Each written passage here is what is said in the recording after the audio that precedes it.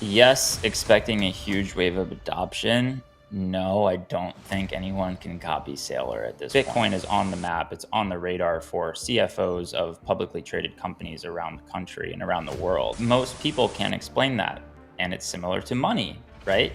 How does money work? You realize like, oh wow, I've never gone deeper than the surface ever in my life. And if you guys just tune in and you want to know what we talk about, do some pull-ups, some push-ups, and stack sats. Right. Guys, welcome back to another show today. I'm here with Next Layer Capital and American Hodl co-founder, Brandon. How are you doing today? Doing great, man. Thanks for having me on. Thank you so much for doing this with us. But for those people that don't know you, do you mind to give us an intro and tell us a little bit about yourself? Yeah, sure. I'm based in Miami, originally from Washington, D.C., Maryland area. That's where I grew up, did my school, University of Maryland, Georgetown. Shortly after that, made my way down to Miami. I've spent most of my career in early stage tech, which is actually how I got into Bitcoin, which I'm sure we'll talk about. But now I'm more so full-time in Bitcoin and the finance world. Fantastic. And exactly, I wanted to ask you, how did you discover Bitcoin? I mean, what was your journey into it? I've always been, I would say, like on the cutting edge of technology, grew up playing video games, grew up on the internet, studied information science in school. So that was a bit of a blend between like data science, computer science, and business. And so I went into a career in software sales at Oracle. I had this sort of like technology background, but I also recognized that I had a little bit of a skill set that maybe some of my other peers that were studying those areas didn't have. So I was like, I'll be customer facing, but I still was always very curious about how things worked and the inner workings of technology. And so I started at Oracle. I had to sell this software and these database, cloud database to Fortune 500 companies. So I need to be really knowledgeable about how this stuff works and the back end. I can't just sell features. Like I need to understand the inner workings of the technology. And so just really followed my curiosity and began studying like how does the internet work? What is TCP/IP? Like when I make a phone call, like what actually happens? It's crazy because when you ask people, like the average person, do you know how when you go to call your mom or your dad or your husband or wife, like how does that work? Can you explain that to me? Right? Like most people can't explain that. And it's similar to money, right? How does money work? You realize like, oh wow, I've never gone deeper than the surface ever in my life. So anyway, for me, it was more so through technology. Oracle also started tinkering and started launching products in blockchain. And I was just, again, very curious. Like it's part of my career now. Like I need to make money. I need to learn. I need to study. And so I'm like, doing my research. What is blockchain technology? Oh, Bitcoin is blockchain to a degree. What is Bitcoin? Why is it different? Why is it, up 10, 50, 100x? This is 2018, by the way. So I'm not like an early OG guy. But again, started following my curiosity. And from there, the evolution for me was I realized how little I knew about money and about finance. And that's a very common thread for a lot of people who find their way into Bitcoin. From there, I'm studying monetary policy. I'm studying the Federal Reserve. I'm studying like the evolution of money, like how we went from animals to coins to gold to moving off of gold. And so, just became really fascinated by the history of everything. And yeah, I just started investing. I was at Oracle, right? So 100,000 person plus company. Also kind of realized like, hey, like I want a bit more ownership in my life. Like I want to make more impact. My first tinkering in entrepreneurship was I started building a mobile app because I wanted to share my learnings with other people. And I wanted to like incite people's same curiosity that I had to learn about Bitcoin. And so that's also a common thread for a lot of a lot of people that find their way into this space. I co-founded a mobile app called Bitcoin Hub. This was when I was down here in Miami. Really interesting story, actually. the mayor of Miami, Francis Suarez, retweeted something that I posted about, Bitcoin. And I had a bunch of people reach out here in Miami. One of them was a guy named Frank Gencarelli, who was a doctor at the University of Miami. Really, really smart guy, background in like electrical engineering, though he was a doctor. And he was an early Bitcoin guy, used to mine it in his apartment in college, like with his roommate. And so he was just super passionate about this and ended up building a mobile app. We had all sorts of like pricing data, mining data, mempool data. I personally hand wrote a lot of like beginner curriculum, so how you could learn about it.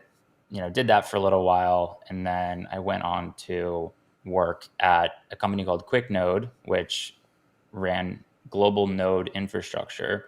So my thesis there was Oracle's does $40 billion a year. No one can, like, the average person has no idea what they do, right? Like, you ask, oh, what does Apple do? Okay, they sell phones, like they sell whatever, Same thing, Microsoft Azure, Google Cloud, right? Like, these are essentially companies that are running the internet. My thesis was like, look, if Bitcoin, if blockchain more broadly becomes a really big thing, there's going to be a big opportunity here for a company or for multiple companies to kind of step up and provide this sort of infrastructure for the new internet. And so that was my thesis.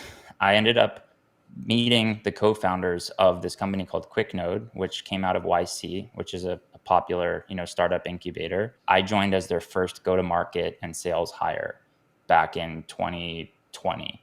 And so I spent a long time there. Like, they did service a lot of other protocols, a lot of other blockchains. They're in the business of making money, but I got into it through Bitcoin, and they did offer a lot of Bitcoin node infrastructure, like, sort of support too.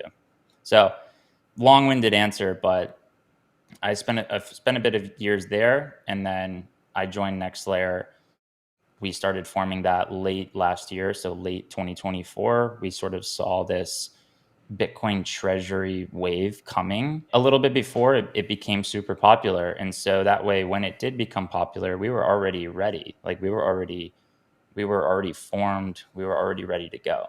And so that's what we've been doing over the last year, I'd say, is doing a lot of advisory work for some of these Bitcoin treasury companies. Would you say there is a pattern for someone, for a company who wants to explore the Bitcoin universe? Do you see some common traits? Like, are they afraid about the ownership? They don't get it. Do they need the education coming from you guys? What would you say are the common questions they ask you before they just buy Bitcoin? It's a good question. I think for at least still where we're at, there's actually less convincing than people might think required. I think the people that are behind most of these Bitcoin treasury companies are very much different from Saylor. Saylor's one of a kind. I mean, he started his journey in 2020. So also not necessarily super early in terms of the corporate adoption wave. Like, he's obviously the pioneer. He's Christopher Columbus of Bitcoin treasury companies. But what we're seeing now is more so Bitcoiners that are already bought in, and they're just curious about, how do I execute from like a capital markets perspective? There are also obviously it is on the radar of, like, Bitcoin is on the map. It's on the radar for CFOs of publicly traded companies around the country and around the world. But for them, I mean, we're not quite there yet. Like, if you look at the top Bitcoin treasury, trackers, shout out to bitcointreasuries.co. A young guy I know named Rohan's built that, and it's becoming a very popular site for this granular data around all of these treasury companies, not just how much do they hold. But, like, if you look at a site like that, the top 20, top 30 companies, I mean, what you have outside of strategy, like, you really just have Tesla, right? You could say Coinbase, but they're a crypto native exchange. So, like, how many companies are in the top 30 in holdings that are not Bitcoin native outside of strategy? It's really just Tesla. So we're still really, really early. And I see a lot of the people that are coming in now, like, they don't really need to be convinced about Bitcoin yet. Everyone else is curious and paying attention. Many are still confusing. Is this thing a store of value? It's a currency. It's very volatile, super risky. I don't know if you have the same feeling, but it's difficult to explain to someone that an asset that costs over $100,000 today is still cheap because they don't see the market cap. Because again, the old financial system is educating us in a funny way. Like me, like you, I had to go through my learnings, right? I had no idea what money was. And it's funny how Bitcoin is breaking those pillars that you think you know something about, even yourself. Like the concept of hodling, well, seeing there and going there, it's a different story. I can tell you, buy this thing, it's going to be volatile. You'll see 50%, 90%, 80% corrections. Don't sell.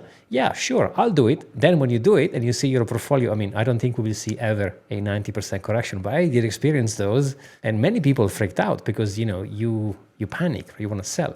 So do you see Bitcoin as a store of value, as a currency, as a bit of both? What's your two Satoshis?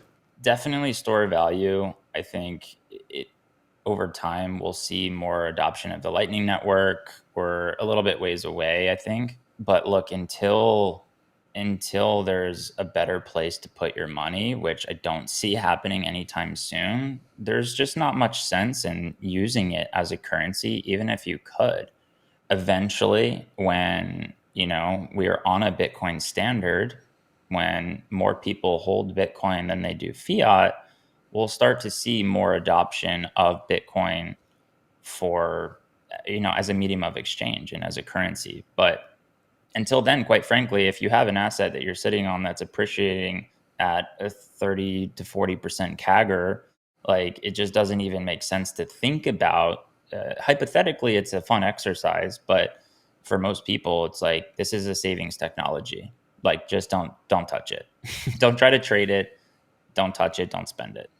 Before we find a way to exchange it, we have to agree that it has value. Otherwise, why am I sending it to people? Why am I receiving it? Obviously now in 2025, there is more books, more podcasts, more account on YouTube and Twitter like yours, which I adore, by the way. So guys, as always in the description, go and follow Brandon if you don't already. Do you foresee more companies kind of copycatting Sailor? Because we have seen a bunch, SmartWeb in the UK, we've seen a bunch of companies popping up like Mushroom saying, hey, what Sailor has done, like you said, it's Marco Polo, right? He discovers something. So maybe we should do the same in our country. Are you expecting a huge wave of adoption in that sense? Yes, expecting a huge wave of adoption. No, I don't think anyone can copy Sailor at this point. He's just so far ahead. He's Christopher Columbus. He's claimed the US. If he's what, 20x the second largest holdings company, and his ability to efficiently raise capital and buy more at this point. It's kind of a runaway train. The only way that he could be caught is if like Zuck or Google tomorrow was like, all right, I'm just absolutely bombing Bitcoin, right? But yes, there's going to be tons. We're so early, I think, in terms of even corporate adoption, and there's a ton of people paying attention to it, but a ton of people is relative to where we were a year ago or 2 years ago, right? So like in a year from now or 2 years from now, we might see 10x, 20x, 30x the amount of companies that are holding Bitcoin on their balance sheet today. And I think we're still just so early. I've heard multiple CEOs and people in public markets like predicting what we're at, maybe a little over 100 at this point, companies, 1,000, 2,000, 3,000 in the next year or so, I think. I love one of your tweets that says 1 million is for sale for $100,000. That paints the frame how you see it. And I completely agree. Because if you think about this, if you are a company who has a lot of cash, like you said, Apple or Google or a big corporation, it doesn't even have to be huge because, many people have cash, right, on their bank account. You are now looking at this thing and thinking, okay, well, 16 years old, it's been the best performing asset ever, right? It's going up 50% a year. What am I doing? Like not having a position in Bitcoin, it actually means you are shorting it. So we don't even need Sailor or strategy. We just need a bunch of companies. They're going to go, just going to buy 2% because there is not many Bitcoin left.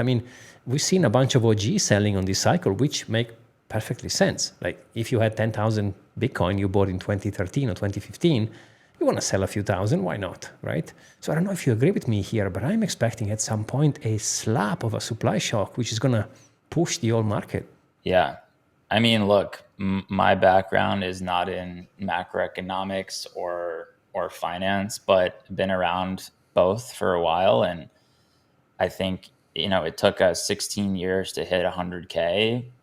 I think it's going to take us 1 to 2 years to go from 100K to a million, maybe 2 or 3 years. But like, I totally agree with you. We're in a different era. We moved from cypherpunks in their basement to, Bitcoin meetups to, friends and family to broader retail.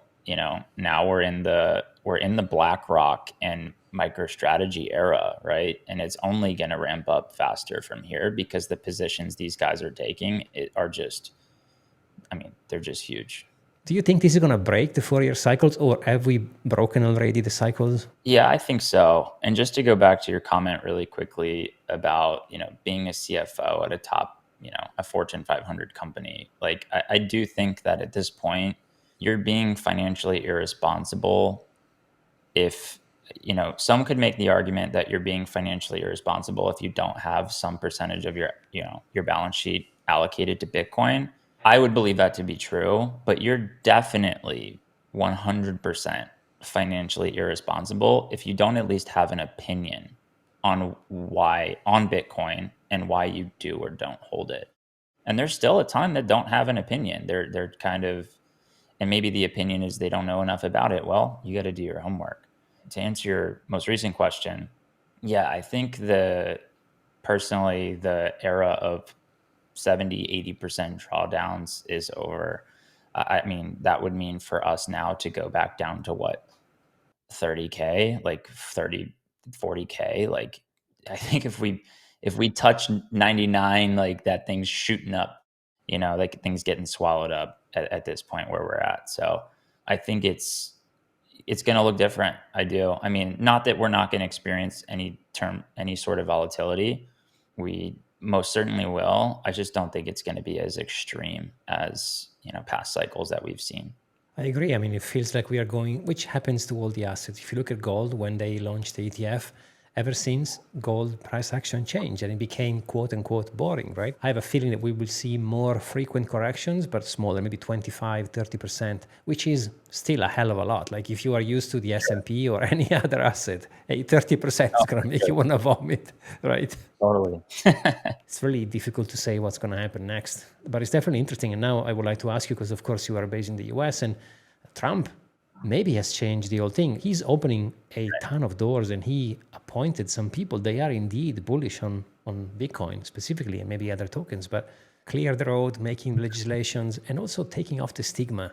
Because nowadays, I don't think it's as bad as saying, oh, I invest in Bitcoin. Do you remember when Elon Musk came up and he said, hey, Tesla has Bitcoin. Oh, you environment, you're supposed to have electric cars. All the shambles they created. I don't know, maybe it's just a feeling, but I think this is kind of fading away. Like, I think Bitcoin is becoming more accepted, I guess, from that perspective. I don't know if you agree, but it feels like we are getting into a new wave of adoption also in that sense.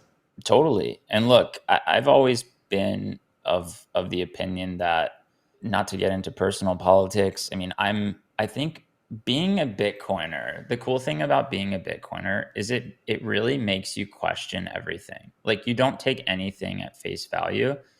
And I think that is a really healthy way to think about politics. And, a lot of people that were early in Bitcoin were like, they were like libertarian, they were like anti-government, or, very independent. Like, they're free thinkers. They're constantly evaluate, like, and if you look at like where the left was 30 years ago, where the right was 30 years ago, where they both are today, sometimes it's like swapped on opinions, right? So like, to put your foot down and identify with, like, whether it's a political party or whether it's, the best money, the cool thing about Bitcoin is that there's a lot of people in this space that are just constantly questioning everything. So point being, yeah, it's being embraced by the new administration for sure. I don't think Bitcoin has to be right or left.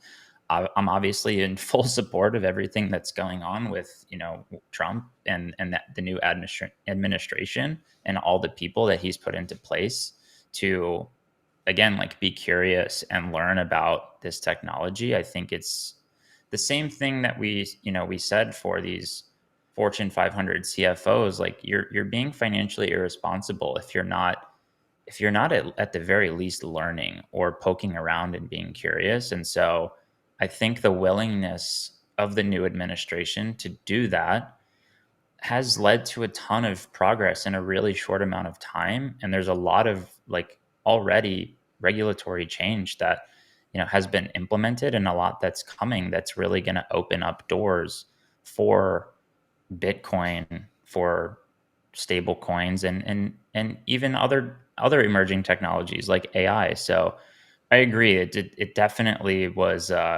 It's bullish to have.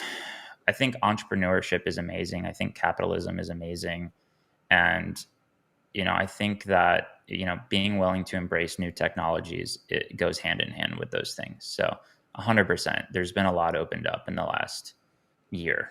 I'm with you 100%. I don't actually care about politics, but of course we can agree that in the shorter time frame it's going to have an impact and it's going to change, because if they open the doors as they are now, I don't even think, by the way, Trump is priced in yet, because he's done barely a year in office. So all Right. those people he appointed, law and legislation that he literally signed off, they're going to flourish. They're going to foster a humongous wave of entrepreneur coming in and building in the space. And all the banks now are allowed to store and offer crypto services. So those things that take time to, they're planting the seed now, but the flower are going to pop up, I guess, in a few years. So it's actually exciting to witness this. I don't know if you have the same feeling, but I'm nothing but excited.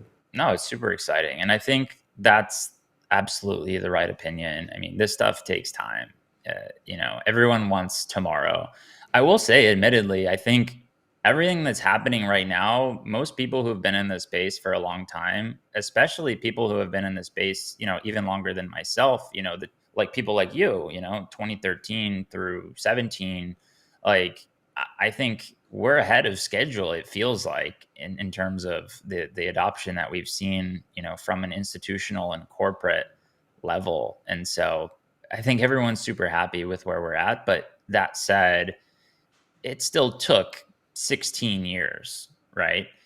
And it's going to take another decade and another 2 decades to see tons more adoption. So it's all exciting. It's about enjoying every little piece of the puzzle, and every little legislative act, every little CEO that gets put into place, every conversation, even the ones like this. So I completely agree. And I don't know if you share the same sentiment I have, but going through crypto Twitter nowadays is like, oh boy, what do you mean? What is the bull market? This thing was at $15,000 a few years ago, like 15. And again, people maybe watch the news and they see the guy who bought a meme coin and has become millionaire, which then I would argue, which happens with the lottery also all the time, because making money is easy, but keep money though, it's a different story. And there is even a statistics out there that says almost 70% of all the lottery winners, they just go broke in 12 months because they don't know they will buy liabilities, right? They're not going to buy assets. They don't even know what assets are. So this old meme coin and crypto making money easy thing has made everyone so spoiled and blind to the fact that this thing has gone 10x, right? And we have another 10x, I believe, like you said, $1 million is not even that far. There is no education on delay gratification. Everything has to happen now. I'm getting bombarded on various social media, people saying, hey, I bought Bitcoin last week. Why I haven't doubled my money yet? understanding investing and markets and how they work it's a journey. And there's a lot of things that people are really smart about. They just need to reapply kind of what they focus on, or refocus rather, like what they're spending their time learning about. For example, I have so many friends from like high school and college who are so smart when it comes to, like, say the NFL, for example. They know every freaking slot, every player, every play, every coach, and they could say the same for the last decade of that team, right? Like, that's impressive. Like, that takes a lot of memorization, a lot of studying. People just don't take the time to apply that sort of level of attention and detail to money or to personal finance.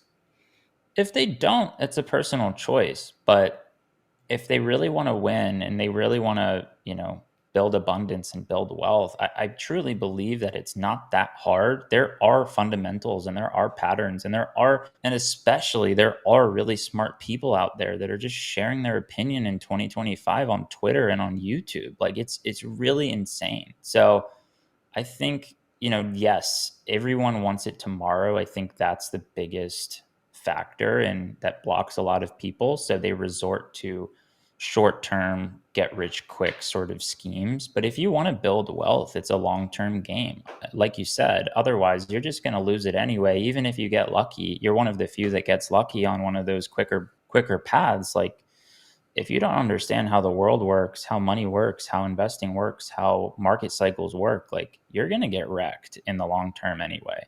And there's so much information out there that I think it's financially irresponsible to not at least allocate a healthy amount of your time and attention and energy to money, because it's just such a big part of our lives, and most people don't. And there's obviously a lot of factors that go into it, but there's a reason that a lot of people live paycheck to paycheck, because their instinct is, I just got a bonus at work for $2,000. I'm going straight to the store. I'm getting a new bag. I'm getting new Jordans. I'm getting a new iPhone. I'm getting new perfume, whatever that thing is, like. And they're not saving, they're not investing, and they're not letting that wealth compound over time. Exactly. And this is why I do what I do. And it gives me so much joy when someone like you come on the show and we talk about these things, because at the end of the day, like, people think they have no choice. And this is something Bitcoin empowers you 100% if stored properly, right? It teaches you that you are in control and it's your responsibility, and you can't point a finger to government, to your neighbor, to your wife, to your husband, to your friends. It's you 100%, and you can indeed free yourself. Hence why Yeah. it's a proof of work, because you have to put the work, right? Instead of watching crap on Netflix, learn something. Right? Maybe Bitcoin is not the answer. Okay, fine. I don't mind someone who says, hey, I understand that money is broken. I understand we have inflation. I buy whatever, gold, whatever. I have nothing to say about it, as long as you understand that there is a problem, because we do have a problem or an opportunity, as I like to say. But then it's up to you to swap whatever you want with Bitcoin. So study, go down the rabbit hole, because you will become a better version of yourself. You will grow. And like you said, it becomes your responsibility to protect your wealth, to protect your sweat, because you make money with your job and people are printing it away from you. So it is your responsibility to find a cure to this disease, I guess. Very beautifully said, my friend.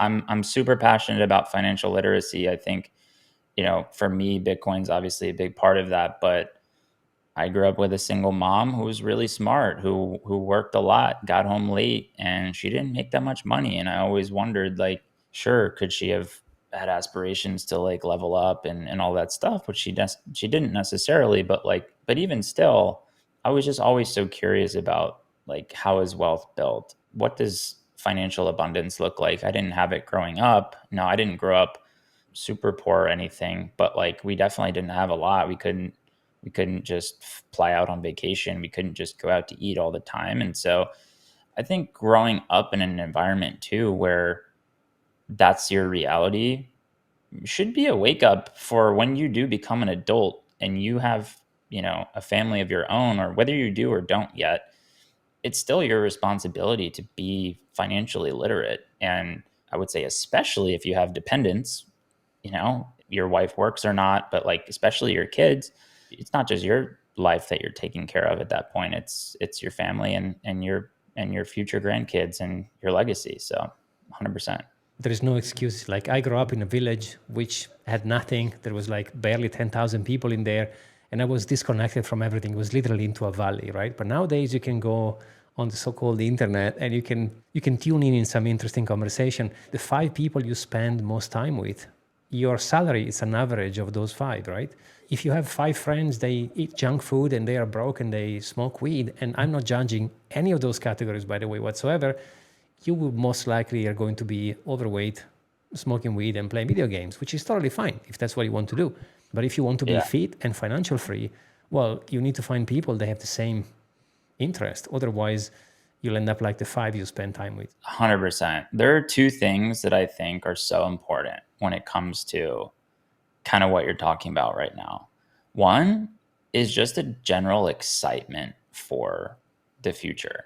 I try to surround myself with people that are looking forward, for people that are building something, for people that are like excited to get out of bed in the morning and who have, I think passion is, a driver of that. Like just to have something that you're passionate about is so important when it comes to like who you surround yourself with. And it doesn't matter what that passion is. It could be building the next rocket that goes to Mars, or it could literally be something like making bead bracelets and selling them at my local Sunday's farmers market. And like, but if you're like infatuated by that thing and you're passionate about it and you pour into that thing and that's your craft, like that's amazing. Like it's inspiring. That's definitely one thing. Yeah, I think just like a high sense of agency, when it comes to your life. Like you ultimately, yeah, absolutely there are environmental factors. Absolutely.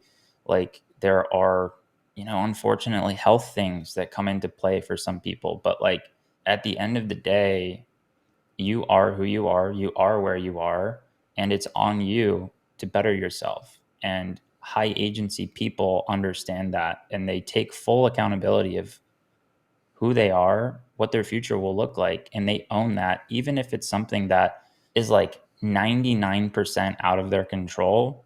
They look at that 1% and they're like, what the can I do with that one?